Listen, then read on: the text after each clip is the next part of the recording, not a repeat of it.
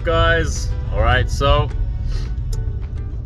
we kind of anticipated we will be doing a lot of wood this winter because obviously we're gonna need it with massive building projects ahead next summer. And in course of this, basically we got from this guy who's got like a big forest next to my stepdad's farm, we got like this, how should I say, this one-time order where we bought standing pine trees, 80 cubic meters of it, but in the contract we wrote down that we have basically 24 months starting in winter to cut them down, because we were a little bit worried that we wouldn't be managing to, cut them, bring them out of the forest, because essentially since we're doing it with horses, my stepdad's very traditional that way, so we're not doing it with the tractor, hence it's a lot more work, sometimes with some rigging to do and to get them out onto the little path and then pulling it down with like 2 horses, 1 piece of wood, etc.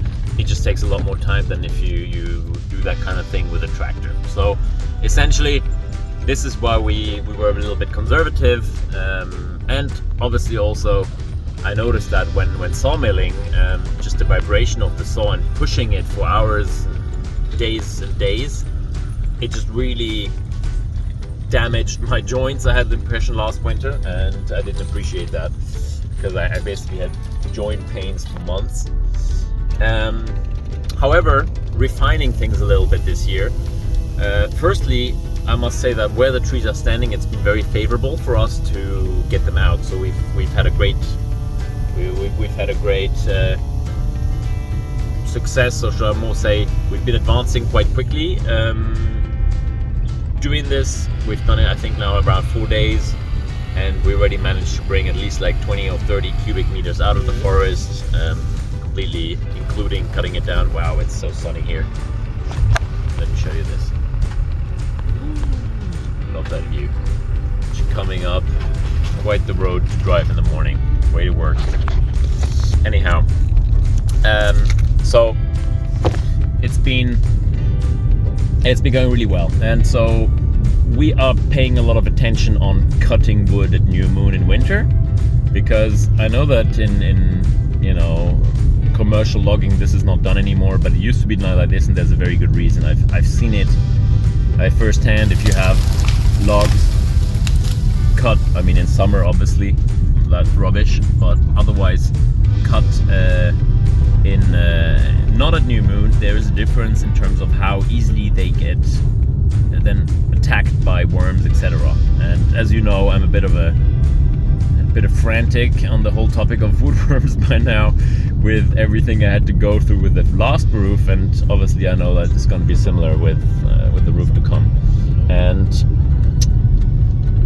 so yeah, just to be saying, there is a good reason one does that, and if one has the option to do that. I know that obviously in commercial logging you can't be only cutting wood at new moon in the months in winter, because otherwise you might be a little bit out of a job during the summer months. But since we are just cutting wood for our own kind of needs, it definitely is doable.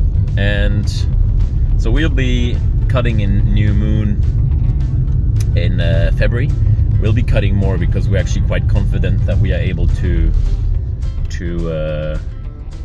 maybe do 60 to maybe even 80 cubic meters this winter. And then, well, there's gonna be a lot of sawmilling to do, but such is life. Let me show you the kind of traffic jam you get in the mornings when going to work around here. Oh, there we are. Me trying to get through traffic jam in the morning, you know how it is. It's always tense. They're on their way to work as well, as it seems. Oh, there's a guy who's flipping and kicking his fence like a maniac. What is his problem? Okay, I don't think he's doing too well. Anyhow, yeah, that was just a shepherd who got mad at the electric pole. I love the parallels with city life. You take the subway and get some mad person talking to themselves, or still sleeping there and wasted from last night, and Yeah, here you just have a shepherd who's, you know, taking out his anger on a pole from a fence or something like this. So I guess you just find the same people a little bit everywhere. Anyhow. All right, so now we completed building up the Woodland Mill. It's the model HM 126, and just gonna check it out and let's see how it runs.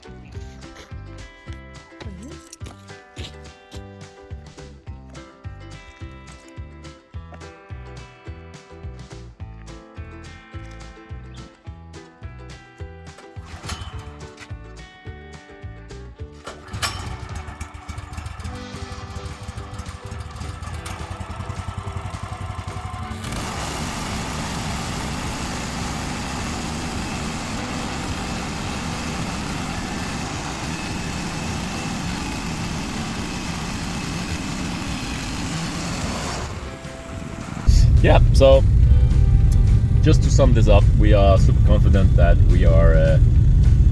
we'll be cutting more of it. Also in terms of my pains in the joints, I'm working on techniques to improve the way I do the sawmilling in order to obviously avoid the strain on my joints, because that will be a bit of a downturn.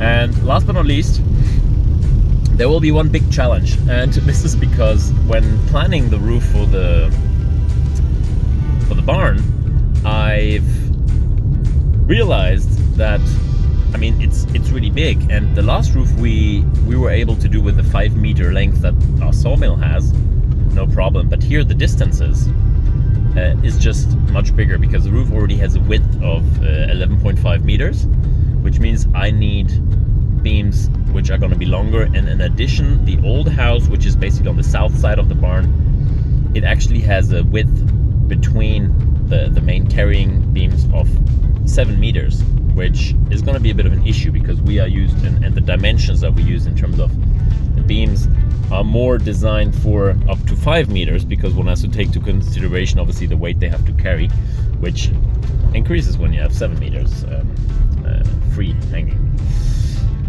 So yeah, I'll be having to do a lot of 6 and 7 meter beams, and since the sawmill has only a length of 5 meters, I mean, either I bring them somewhere somebody else who's got a longer sawmill, or I buy them, etc. But I think what I'll be trying to do is basically, you know, sawmilling one side and letting just 2 meters stick over.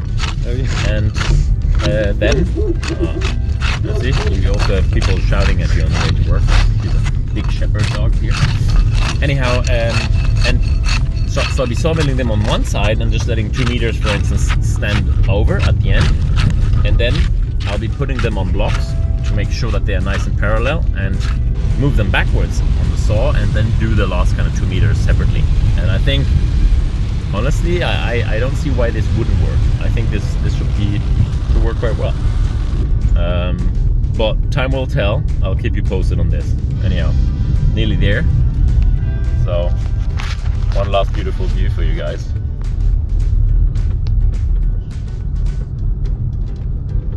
Look at that.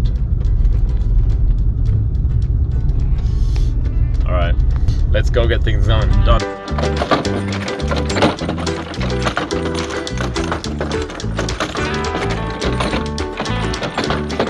Since this is a really long way in the forest, we're actually going with this little horse cart all the way there. It brings all the material, and then we switch, basically take the carts off and put some kind of chains on the horses with which they can pull the tree trunks.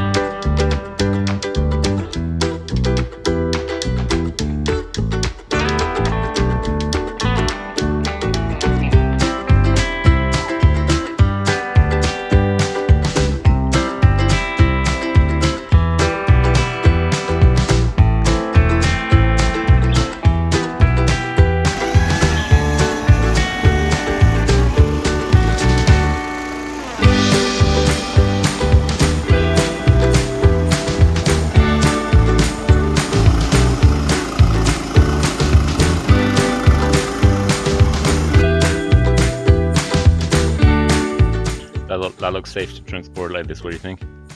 Let's try it.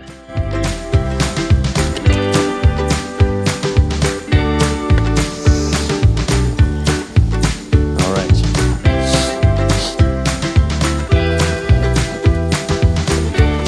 Hi guys. As mentioned before, when sawmilling in the forest, we want to be using every part of the tree in a sustainable manner. So there are various reasons why we do so. Obviously, we don't want to just go in the forest and cut the nice bits from the tree trunk and then leave the branches and leave the bark and everything lying around on the ground, because this obviously also damages the forest. It gives an habitat for more insects that could potentially then harm the standing trees that we want to remain healthy and grow the forest in the long run in a sustainable manner. On the other hand, also there's a reason why we remove tree bark as quickly as possible from the tree trunks. It's because it actually holds a lot of humidity, and between the tree and the bark, it's much easier for insects, worms, etc. to basically start attacking the wood, and then you're gonna have this in your nicely cut wood later on. So out of this reason, straight when we were sawmilling in the forest, we always try to take all the bark off, leaving us with a big pile of bark at the end. And instead of leaving it there,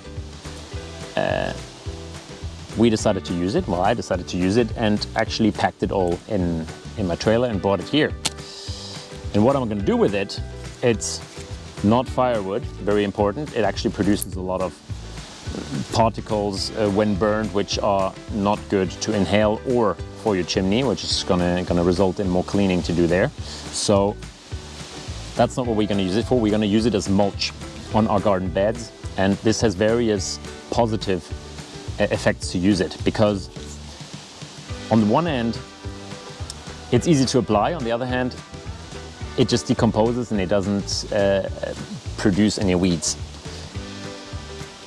such as, for instance, frequently used straw or maybe hay. If this is quite new hay, maybe from the year before or even 2 years, it obviously still contains grain that could potentially sprout once falling into the earth on your garden bed when you apply it. So on top of that, it's also, once you have plants standing there, very hard to kind of fiddle the straw between it. And once we take this bark and chuck it in here, and it's basically going to be chopped into very small pieces, it's very easy to apply. We just throw it over the plants and it falls right through to the ground and nicely covers it to hold that humidity and just make it much easier and save on water in hot summers, in particular in a warmer climate. So let's get to it.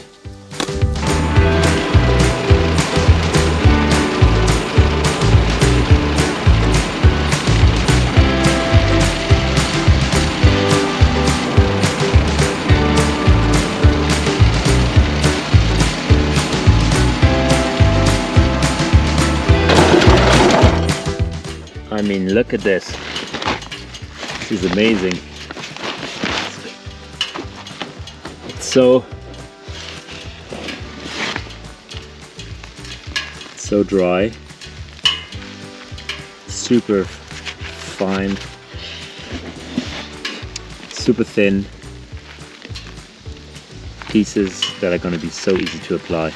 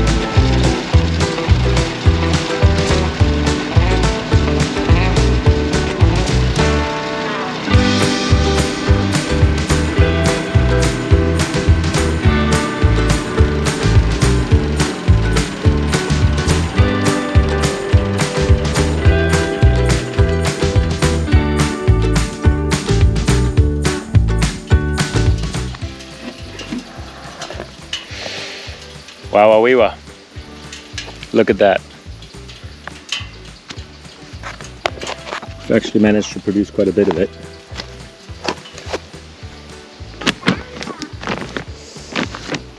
Got 3 bags. I think we've got about 260 liters per bag. It's going to be enough for a couple of beds for sure. Here we are in the garden of my parents-in-law, and we are actually bringing, check it out, the wonderful cut bark. We'll be putting it on the soil to avoid losing too much water. Check it out.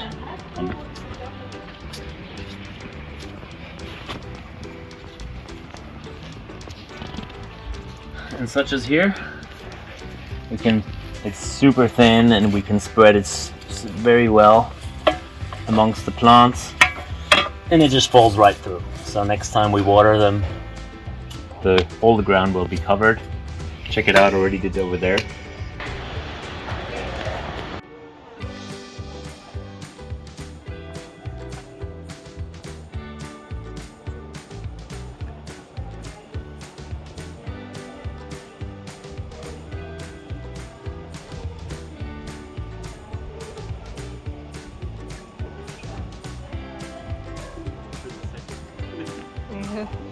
Ja, die Lavendel da.